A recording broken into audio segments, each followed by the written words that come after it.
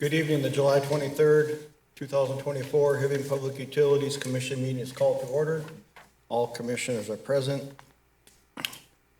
First item will be adds or deletes. Mr. Peterson. Thank you, Chair Hart. Commissioners, I'd like to make two adds to the agenda tonight. The first one is item 6E, which is put in front of you. That's 6, letter E as in Ector. And that is to approve West Coast substation poles in the amount of $72,000. And then an additional item under new business 9A, which is HPU tour, and allow commissioners to attend. Thank you, Mr. Peterson. Next item will be to approve the minutes of the June 25th and July 9th commission meetings. What will be the wish of the commission? So moved. Support? Support. Motion by Commissioner Stokes, support by Commissioner Bayless to approve the minutes of the June 25th and July 9th meeting. Any further discussion? Hearing none. All those in favor signify by saying aye. Aye. Opposed? Motion carried. Item 4, citizens forum. We don't have anything. Move on to item 5, the consent agenda. Approve invoices greater than 1,000. Approve the bills and ACH transfers dated June 22nd to July 17, 2024. Item 5B, approve the payroll paid and overtime report for the June 27th and June 11th, 2024 pay date. Item 5C, approve HPU staff travel expense matrix for the second quarter of 2024. Item 5D, approve resolution 24-07, authorizing Hibbing Public Utilities to make application and accept funds from strengthening and reliability and resiliency of Minnesota's electrical grid grant program. Item 5E, approve resolution 24-08, declare surplus and authorize sale of listed equipment. Item 5F, approve request for contribution, the Hibbing Chisholm Girls Hockey Booster Club in the amount of $500. Item 5G, approve request for contribution of the Hibbing Chamber of Commerce Golf Classic in the amount of $500. Motion to approve. Support? Second. Okay, motion by Commissioner Sandsted, support by Commissioner Stokes to approve consent agenda items 5A through 5G. Any further discussion? Hearing none, all those in favor signify by saying aye. Aye. Opposed? Motion carried. Item 6A, under financials and risk management. Approve the June 2024 interim financials. Mr. Peterson? Thank you, Chair Hart, commissioners, members of the public at home. I'm just happy to present here for you the first half of the year of 2024 financials. For the 6 months ended June 30th, as I wrote in the cover letter, we have a profit of $1.3 million, which compares with a slight loss of $4,000 last year. And some improvement from last year, as well as the total change in net position of $2 million for the first 6 months of 2024, compared with $1 million at this time last year. So overall, we still have lower than budgeted revenue in 2024. However, because of the lower gas expenses in 2024 as well, we are about where we want to be for this time of year. And with that in mind, I look forward to introducing Bethany Ryers from Baker Tilly to present some more information on the financials. Hello, thank you, Luke. It's a pleasure to be here with you today to present the year-to-date June financial statements. I just want to talk briefly about the statements that are in front of you and kind of highlight a few of the schedules that I think would probably be most beneficial for you as a commissioner. So included in that packet is, of course, the standard statements that you see at the end of the year in your audited financial statements. So you'll have your statement of net position and your statement of revenues, expenditures, and changes in net position. Those are pretty high level, and you'll notice the statement of net position, not much change, which you wouldn't expect too many large variances in the account balances from period to period. But what I think most commissioners would prefer to look at or tend to focus on is the statement of cash flows, which is on page 6 of that packet.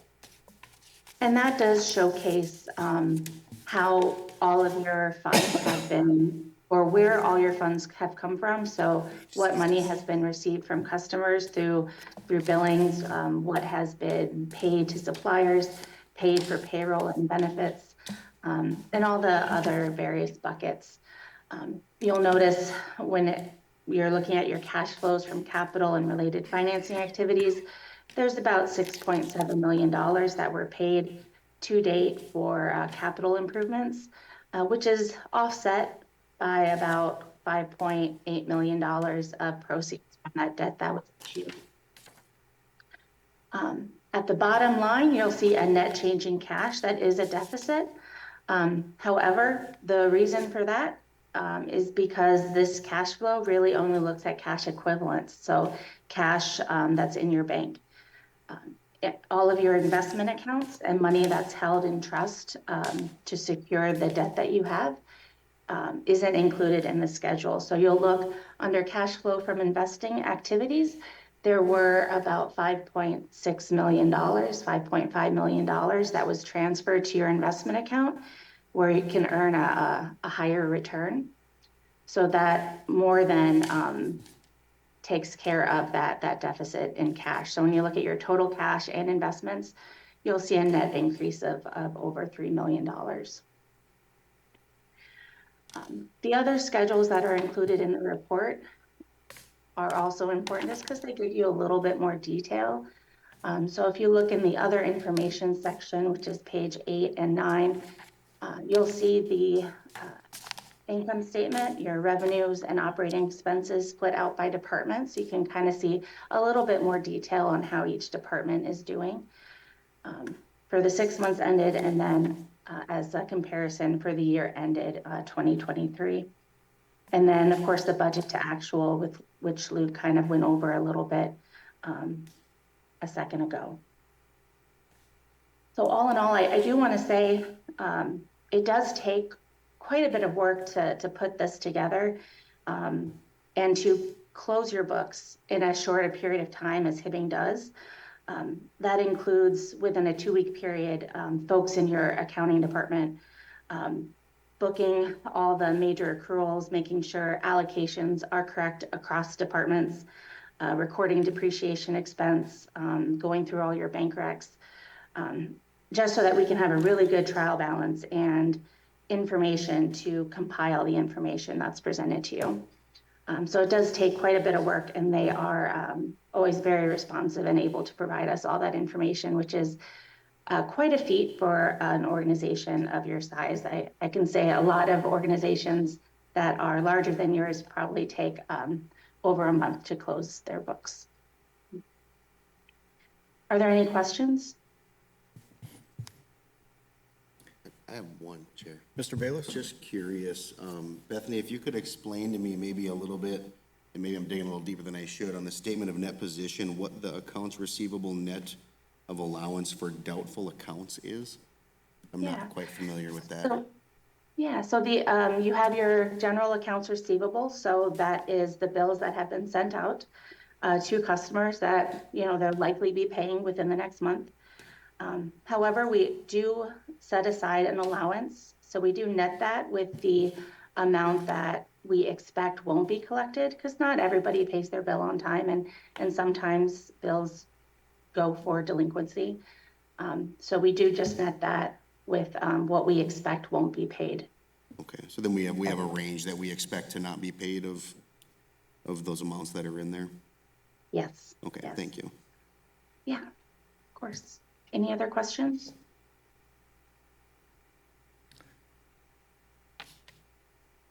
Thank you. There are no other questions. What will be the wish of the commission? Motion to approve the financials? Second. Motion by Commissioner Bayless, support by Commissioner Sandsted, to approve the June 2024 interim financials. Any further discussion? Hearing none, all is in favor signify by saying aye. Aye. Opposed? Motion carried. Item 6B, approve the 2024 facilities, projects, and budgets. Mr. Peterson? Thank you, Chair Hart. Commissioners, as you recall at the work session we held earlier in the month of July, you had tasked Stephanie to come up with a list of priorities for the projects that could be done within the remainder of 2024. So with that in mind, I'd like Stephanie to present on the list of priorities presented in the packet. Thank you. Good evening, Commissioners. I'm here tonight to share 2024 recommended facilities projects. I included in the packet on the first page of the cover letter just a rundown of all projects that we considered for 2024 after initial research. The first project that I want to recommend tonight would be the mason repair at our old office building and boiler plant. That one has a budgeted amount of $82,720. The second one would be window replacement at the administration building at approximately $125,000. And the third one, an exterior finish of elastomeric coating at the transportation garage in the budgeted amount of $55,000. So like Luke said, as shared in our last working session, we'll begin long-range planning later in this year. Some of the projects that get tabled or are up for reconsideration will be included in that planning process and could be scheduled as early as 2025, and some of the larger projects otherwise would be phased into multi-year projects. We look forward to sharing more information as the long-range planning starts, and I look forward to your feedback. Any questions? So you've highlighted top three on the second page here. Masonry repair at the old office building and plant, number one. Administration building window replacement, number two. Exterior finish at the transportation building with a coating, number three.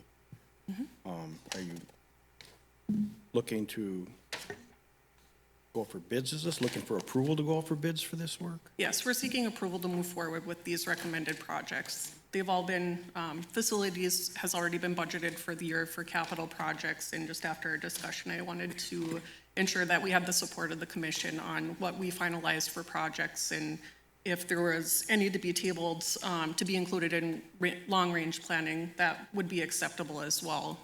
And we could discuss further if the commission wishes, but these were all identified as projects that we'd be able to accomplish in 2024 and within our budget.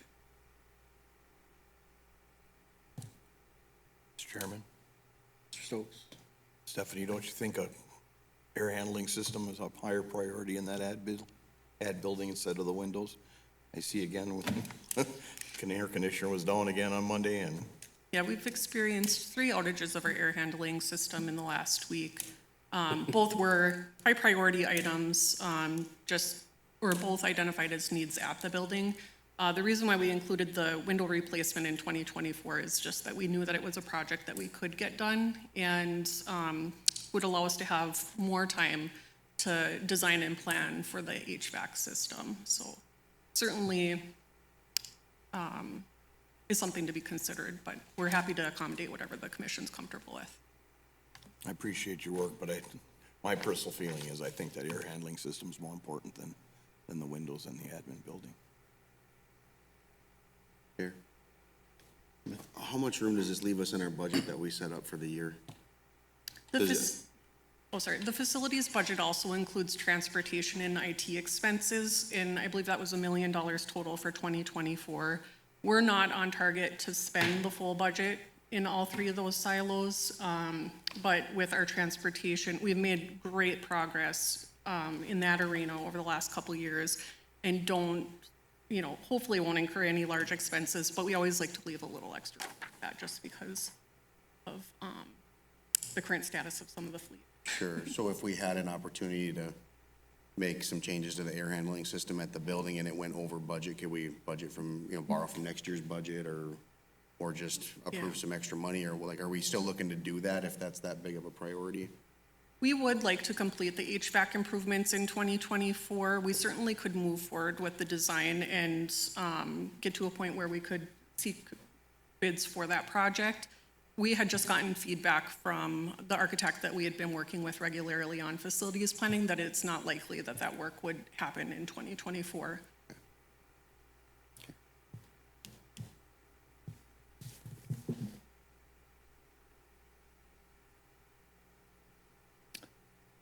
Okay. I don't know. I guess we could do these individually or not. I guess it doesn't matter to me. I think we'll do that. I think, I'll make a motion to, approve request for pricing for the transportation building coating. Support? I'd support.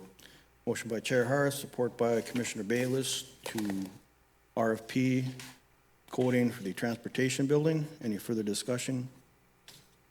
Hearing none, all those in favor signify by saying aye. Aye. Opposed? Motion carried.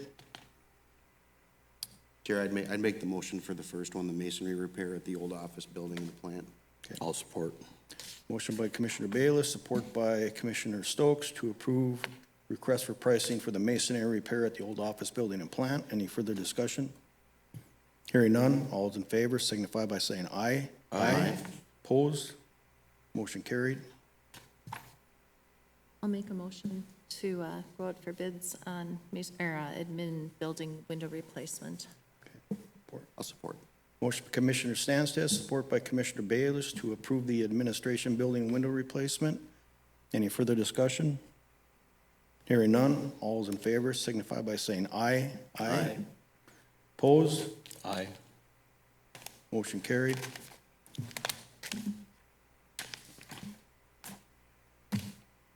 Thanks, Stephanie. Thank you, Steph. Thank you.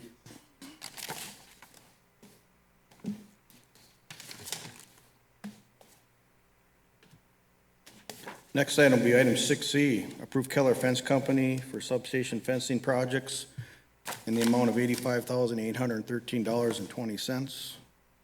Mr. Peterson? Thank you, Chair Hart. Commissioners, ahead of you is quotes that we received for fencing for the two new substations that we're building this year. One is at First Avenue, and the other one is over at the Ansley Water Tower. We are recommending Keller Fencing in the amount of $85,813. They were the low quote for the total fencing projects. And as folks at home may know, the substations are very dangerous electrical areas, and these fences will help ensure the safety of the substation and the customers surrounding the substation, as well as look aesthetically pleasing. Thank you, Mr. Peterson. What will be the wish of the commission? Make a motion to approve Keller Fence Company. I'll second. Motion by Commissioner Stokes, support by Commissioner Sandsted to approve Keller Fencing for the substation fencing projects in the amount of $85,813.20. Any further discussion? Hearing none, all those in favor signify by saying aye. Aye. Opposed? Motion carried. Next item, item 6D, accept engineering recommendations and award bids for the 2024 water projects. The first one will be the awarding bid 24-003, the Highway 169 slip lining to Minger Construction in the amount of $1,208,187.98. Mr. Peterson? Thank you, Chair Hart. Commissioners, as you recall, the commission set a priority of doing 3 water distribution projects this year. And the first one was Kelly Lake, First Avenue Kelly Lake, which we energized several weeks ago. And that project is well on its way. The second one will kick off this week on 41st Street, just south of 169, from approximately 7th Avenue to 19th Avenue. And that one is the cured in place pipe project, first of its kind in northern Minnesota, and look forward. And a reminder to folks at home that we have a public open house tomorrow beginning at 4 p.m. 4:30 p.m. at Jack and Don's. This third one, we received no bids the first time around, so we rebid it, and we're happy to report out the responses that we have here. This is a unique project where we are taking an existing water main that's very large, and we're putting in a smaller pipe inside the existing water main to make best use of our assets and also hopefully have a good economic project that lasts a long time. So with that, I'd like to introduce Josh Stair from Bolden Mink, our water engineer. Thank you. Thank you, Chairman, Commissioners. So yes, 2 bids were received last week on Tuesday. Low bid apparent by Minger Construction. They are not local, they're from southern Minnesota, but they are a good contractor. They're a specialized contractor. They specialize in lining, kind of all that crazy stuff that maybe we're not used to doing. They do it and they do it well.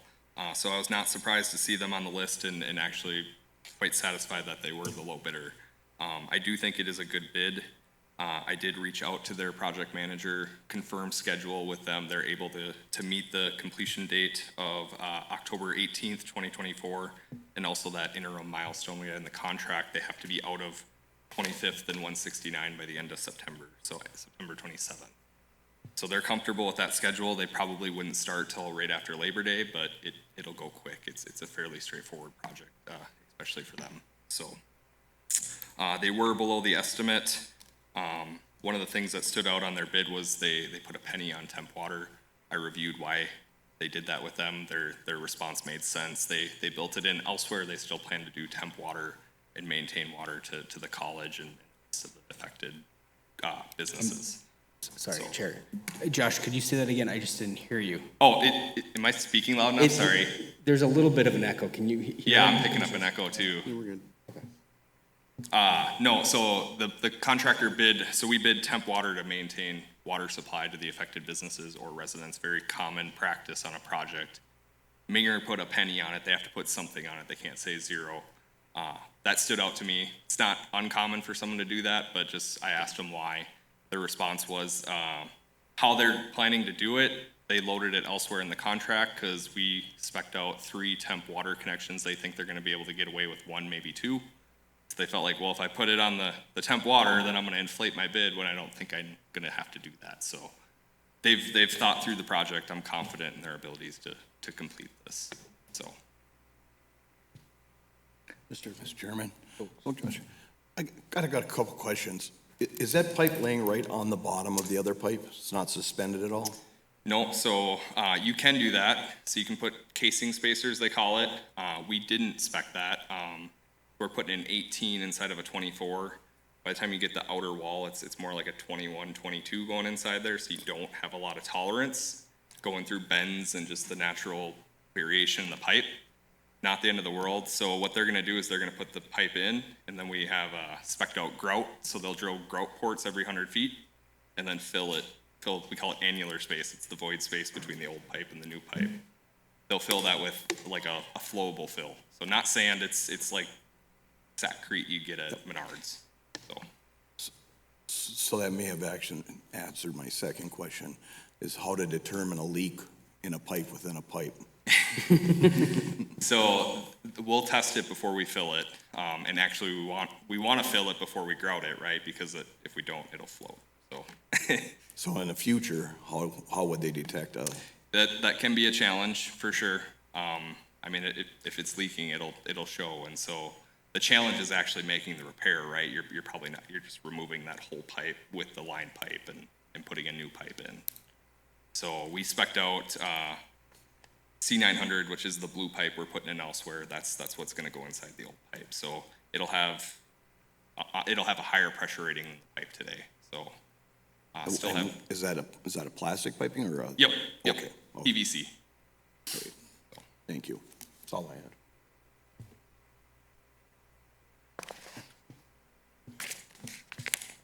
I'll make a motion to approve. Okay. Support. Motion by Commissioner Stokes, support by Commissioner Bayless to approve awarding the Highway 169 slip lining project to Minger Construction, the amount of $1,208,187.98. Any further discussion? Hearing none, all those in favor signify by saying aye. Aye. Opposed? Motion carried. Second item under D, award 2024-004 lead service line replacement, contingent on the July 22nd bid opening. Mr. Peterson. Thank you, Chair Hart. Commissioners, can I refer to you to this letter on Bolton Mink letterhead? As the agenda states, the bid opening was yesterday for the lead service line replacement. And for folks watching at home, HPU and we've been able to obtain a grant from the state of Minnesota to replace lead service lines in our service territory. And so this project is 100% grant funded. And it's unique about it because it will allow the utility to replace the the privately owned sections of the customer's water line. So this would replace not just the utility side, which is from the main to the curb stop, but from the curb stop all the way into the customer's home. So because these are quite costly endeavors, the fact that this is funded by the state of Minnesota is a great benefit. So I just wanted to mention that before we kind of get into the details here. So, Josh? Just Yeah. want to just describe how the process works and then the bid that we're looking at here? Yeah, absolutely. So this is the first of probably a couple of these, maybe even more than a couple. We're still in the middle of the lead service line inventory process, which is completely separate from this. This is a replacement project. So concurrently, right now, we're working through trying to figure out every home, every water connection in the city of Hibbing, what's it made of. This is just the first package of the ones that we know are lead. We worked with staff in 2023 when there was all this talk of lead service line money out there. Let's list on PSA, project priority list, replacement. Not that many people did that. And so working with Luke and his team this spring, it made sense to, this money's out there, we're eligible, let's go after it. Because the big thing that came out this spring was, well, if you're not on the PPL for replacement, you have to complete your inventory before you can do replacement projects. But if you're on there, you kind of get a variance that you can do it concurrently. So that's what's motivated us to get to where we're at today. So on this project, we're replacing 15, which doesn't sound like a lot, but it gets the ball rolling. I think there's gonna be a little bit of a learning curve. I mean, everyone's got a learning curve with replacing service lines to homes on a mass scale. Even the city of Duluth is still trying to figure out how to best approach this. So in our contract, we bid it lump sum. So if you're 123 Main Street, we bid private side and then we bid the public side. So we have a bid price to replace each. We don't know on the public side what it's made of. Could be copper, could be plastic. But we know on the private side it's lead. So when we dig down to replace the private side, it's lead. We'll go out to the water main and replace the public side as well. Short of potholing every one, I mean, I don't know how else you'd figure that out. But we just assume the whole line is lead from the main to the house. There is going to be additional funding for replacement. So what we'll do this fall, we can get the next phase 2 on the PPL and package up kind of the next project. But this is phase 1. We do have contingencies built into the contract, so there is admittedly a lot of unknowns with this, right? We're digging in people's front yards and boulevards. We might find stuff we don't know is there. So we bid some contingencies to cover if you find like a fuel oil tank, just buried garbage that you have to manage. We've built those into the contract to help manage the contract as we move forward, not get big change. It also gives us the flexibility. We know some additional lead service lines. So one of the things I'd like to ask the contractor, if the commission awards this, hey, can we roll these in and get these additional ones that we know are lead replaced? So, any questions? A lot of information. I just have one. How are these private residences, are ratepayers coming to us letting us know, or how are these identified? So we did visual inspections. So yeah, we worked with Luke and his team to right away this spring to go kind of put a project together to go after this grant funding. Okay, so these weren't ratepayers calling in saying, hey, I got a lead line. That's right. I mean, if somebody called in, they were added. Okay. And I guess we want to spread the word out too. The gal I ran into at Super One just yesterday, her kid tested high for lead, or tested for lead, and she didn't know if she had a lead service line. Like, we gotta know if you got lead pipe, so spread the word out with your neighbors and friends that there's money out there to replace your lead service line. We got to get these taken care of. It is a partnership and communication between the public utilities and our customers, because we need to go into your home, we need to work with you. Your yard's going to be a mess while this is going on, but at the end of the day, it's going to be eliminating lead from Hibbing, which is our goal. And so we have, just because of the amount of work to get to where we are, there's fewer lines than what I would like, and that's why I appreciate the ability to use the contingency that we have, which is substantial on this project, to add additional lead lines as the word starts to get out. So if you know of anybody with a lead line, please have them contact HPU and we'll be able to get their name added. Yeah. The other thing I would add too, so the low bid was 667,000. About half of that was contingencies. If we don't use it, it goes, it stays in the grant pot, right? It's not like we're paying it to the contractor. So without the contingencies removed, it's about 350,000. So in theory, if we know of 15 additional lines, we could add up to, an additional 15 replacements with this project if the contractor was willing. Thus, if not, we'll package it, on the next one and we can use these same grant dollars. Thank you. After we install the line, does the homeowner or the property owner assume ownership of that line then? Correct. So they would own from the curb stop to their meter. So our practice on even the water main replacements, we're putting the curb stop basically at the right of way, which then they own the water service behind. So Josh, after those services are put in, are we gonna follow up as a utility for water sampling to see if their samples are coming back good? That's a great idea. Yes, I think we're putting this together right now. We haven't identified all the steps we're taking, but I think that's a great follow-up requirement that we want to make sure that, we test the lead levels before and after. And it'll help drive some of the reporting benefits to the state as well, so we can prove that we are getting the lead out. Thank you. Okay, what will be the wish of the commission? I'll make a motion to approve the contract to Bogalis to replace the lead service lines. Support? Second. Motion by Commissioner Sandsted, support by Commissioner Babbage to approve Bogalis Construction, in the amount of $667,100 for the lead water sewer line replacement. Any further discussion? Hearing none, all those in favor signify by saying aye. Aye. Opposed? Motion carried. Next item, 6E, which is an ad, will be the, looking for approval to purchase substation project poles in the amount of $72,410.33. Mr. Peterson? Thank you, Chair Hart. Commissioners, ahead of you is, if you recall, the fence work for the substation. These are the power poles for around the substation. The quotes came in and we wanted to move these fast track for approval. We are recommending the power pole quote get awarded to Wesco in the amount of $72,000. That included freight, and there are the number of poles and shipping as listed in the attachment. So with your approval, I'd recommend, or if you're willing, I'd recommend approval of this to Wesco in the amount of $72,000.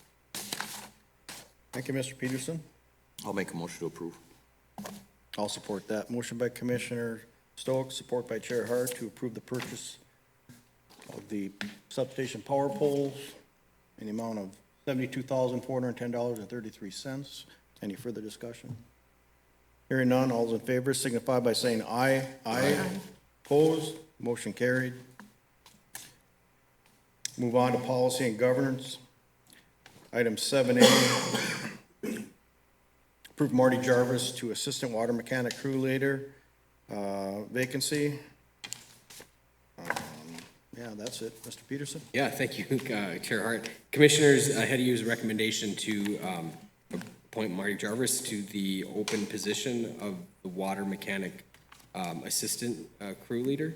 And as you are aware, this position, Marty had been working in this position for some while the person in the role was out on leave. And now that position is open and we would like to permanently appoint Marty to that position. And there is a slight update on the job description, just that to clarify the licensing requirements, the assistant crew leader would have a C license and the foreman would have a B license. And so I think that's just the clarifications we're making.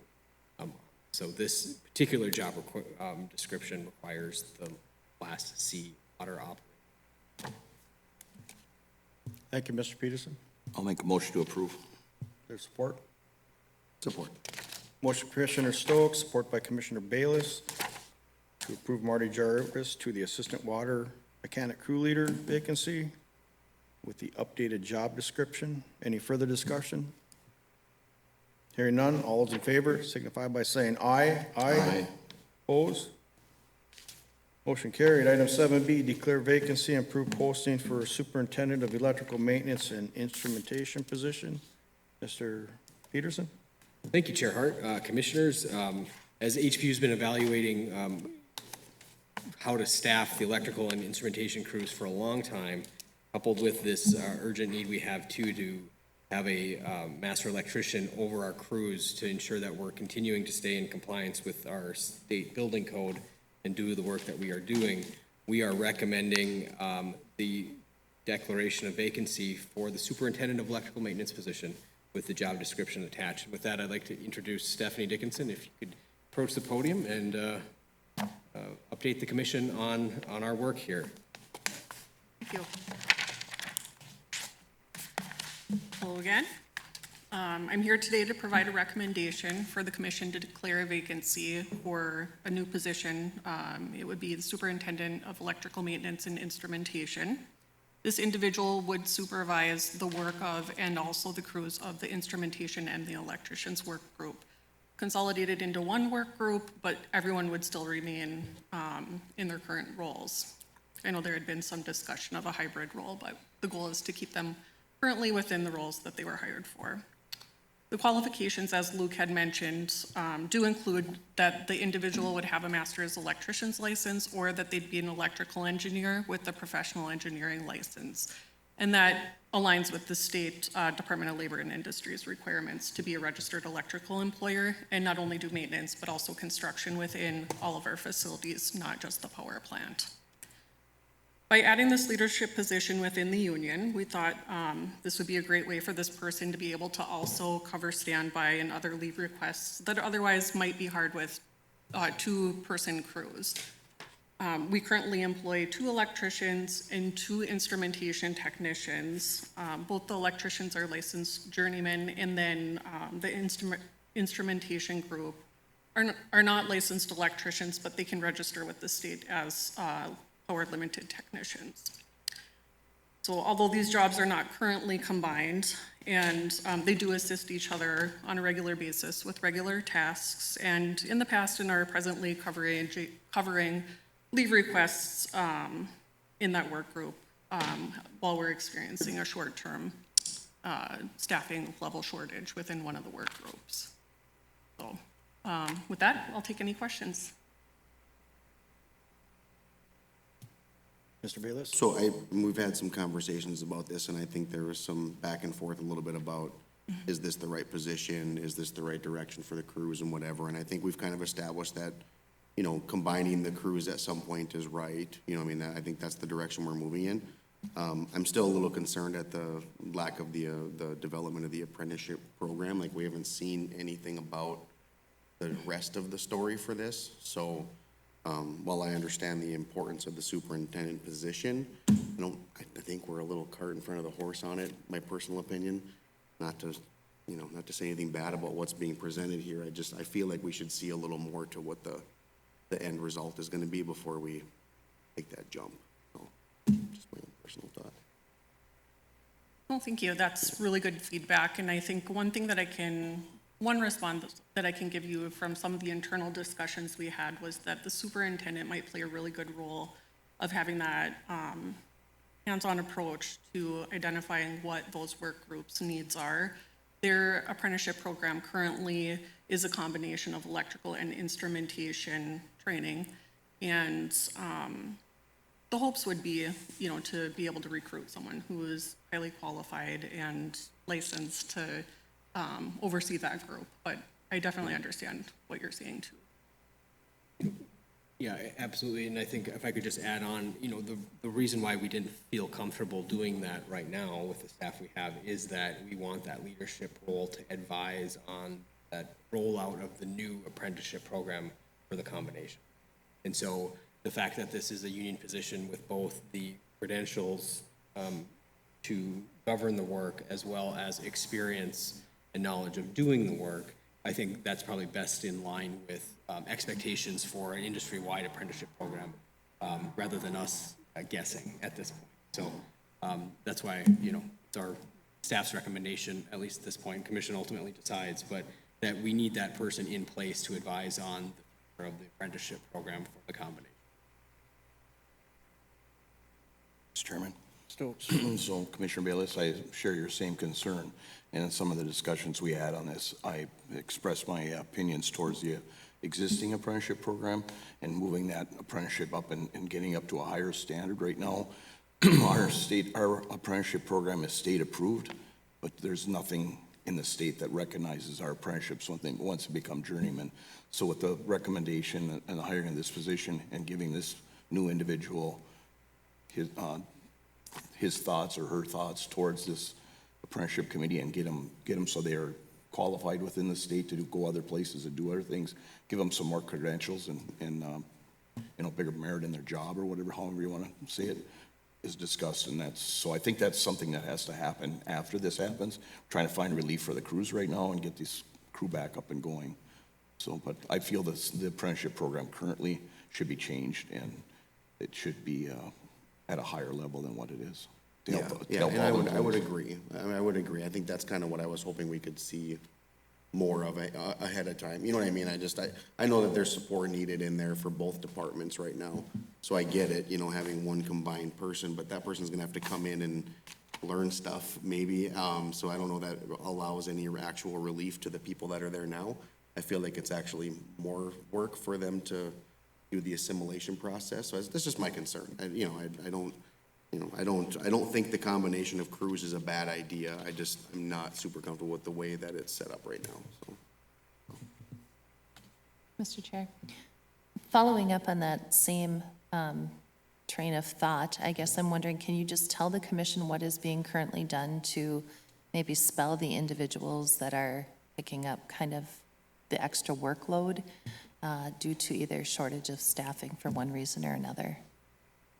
The most recent update that I had gotten from Paul, who's the manager over at the power plant, is that there's regular check-ins with the staff by their supervisor. And, there's a lot of details that have to be ironed out, I think, to support the changing needs. And, I don't have a lot of detail of exactly what's being done other than that, they're checking in and making sure that they have what they need.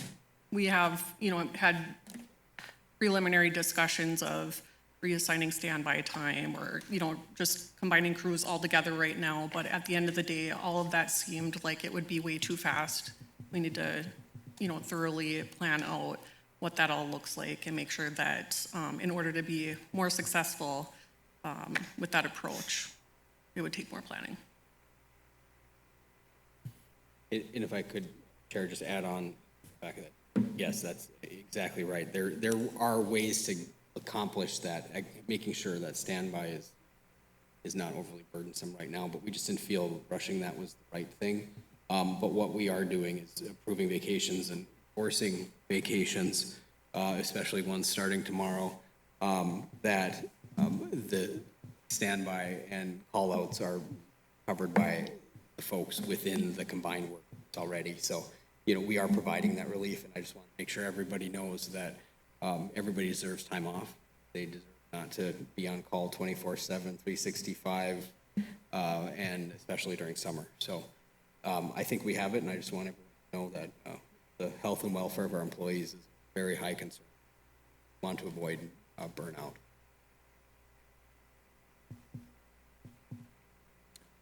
Real quick question. What do you mean by forced vacation? No, in force. And I think we have a very bias for action group, which in all workers across the public utilities care seriously about their work. And this is more than just a job. It's a calling and a commitment to serve the ratepayers of Hibbing. And so if there's an issue and the phone goes off in the middle of the night, our folks ask questions later. They're not going to come out. So I think, what I had a small conversation right before this and afterwards, is that there's ways that we can hopefully help make sure that not all call is responded to in the immediate need that it is. There's times in case that, we do need to get out right away. However, if it can wait, it can. So I think a little bit of more conversations just with the affected crews to prioritize that time away from work is needed, because everyone's been working a little shorthanded here, and make sure that they can get time off while the weather's still nice. Mr. Chair, I just want to go on the record and say I'm not opposed to the idea of combining these positions or posting for a superintendent's position, but it is my expectation, if this passes, that we are then moving ahead with filling those staffing those shortages sooner than later, so we can get people the proper workload. What will be the wish of the commission? I'll make a motion to approve. I'll support that. We have a motion by Commissioner Stokes, support by Chair Hart, to approve the posting of the electrical superintendent position. Under discussion, I just gotta point out that we need to be in compliance with state laws. We gotta have people licensed for new construction and some of the things we do. So this is very important for that. And I also agree that we need to fill the rest of the positions. And with the apprenticeship program, that would be fine with me, but I believe this is step one, so, but with that, any other discussion? I would just also like to go on record to state that my vote today is gonna be more based on the fact that we're out of compliance with the master electrician. I would like to have more discussion about, about where you guys are taking this. I do have two quick questions. Go ahead. Is this gonna be, will this person then be part of the on-call rotation then? And they'll be on either side? Yes, short answer to your question, Travis, is yes, because this is a union foreman position, he or she would be able to respond to the call. Okay, and then will this affect the current way that the current leads, the current foremen are being paid, or are they gonna still be on their same schedules? As Ms. Dickinson mentioned in the introduction, this does not affect any of the current jobs for which people were hired into. It just merely puts the superintendent. Okay, thank you. Okay, any other discussion? Hearing none, we'll have a quick roll call vote. Commissioner Stokes? In favor. Commissioner Sandsted? Aye. Chair Hart, in favor? Mr. Bayless? In favor. All commissioners are in favor. Those opposed, obviously none, so it has passed. Next item will be moving to, I guess, the attending the SR event. Yes, thank you, Chair Hart. As mentioned, the ad I added is to allow a tour of the Mesabi Metallics facility on August 1st at 1 p.m. and allow commissioners to attend. That way we can have more than 2 people, because from what I hear, it's a lot going on over there. It'll be exciting. Motion to approve. Second. Motion by Commissioner Bayless, support by Commissioner Stokes to approve any commissioners that wish to attend the SR event. Any further discussion? Hearing none, all those in favor signify by saying aye. Aye. Opposed? Motion carried. Do we have any do we have any old business? Do we have any new business? Okay. Motion to adjourn. Support? Motion by Commissioner Stokes, support by Commissioner Bayless to adjourn. All those in favor signify by saying aye. Aye. Opposed? Motion carried. Thank you, everybody. Thank you.